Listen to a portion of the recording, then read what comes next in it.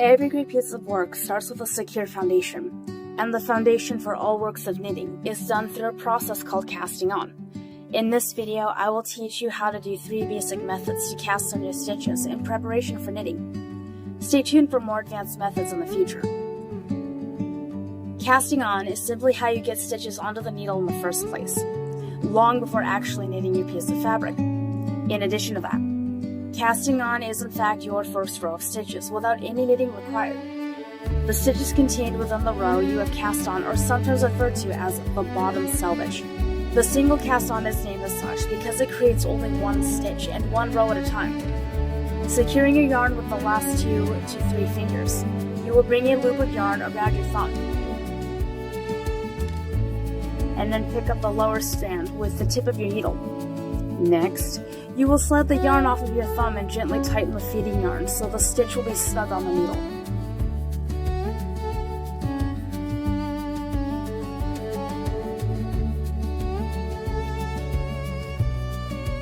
In a later video, I will show you how to cast on in pattern. Similar to how the previous cast on method was named, the double cast on creates 2 stitches, one on top of the other. And once you have all of your stitches cast on, you will have essentially created not 1 but 2 completed rows. For this method, you are going to need a long tail of yarn. Take the tail end and have it come around the back of your thumb, with the feeding yarn going over your index finger. Be sure to secure the tail and your feeding yarns with the use of your fingers.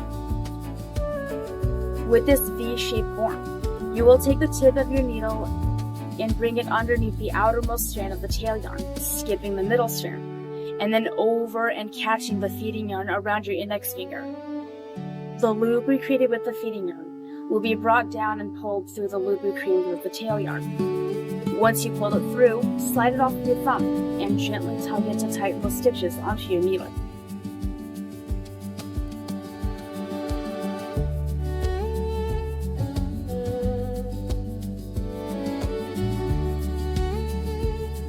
Before I proceed, did you know that you can do both of these without a slip stitch?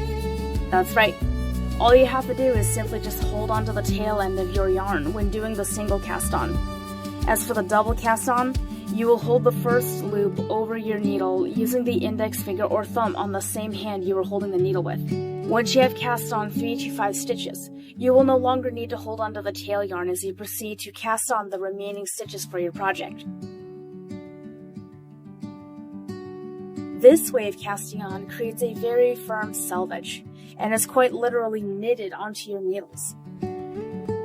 As a result, you will need both of your needles readily available.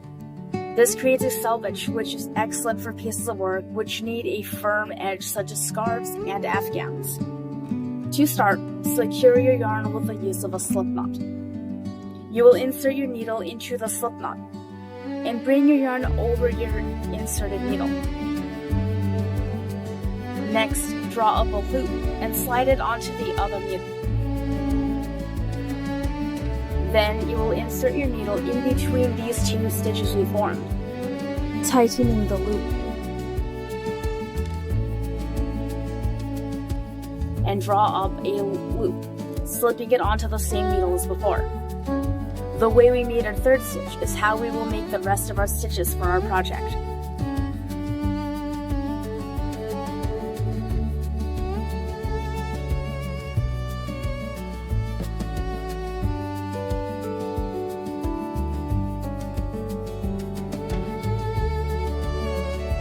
Once you have finished casting on your stitches is when you will start making your primary fabric.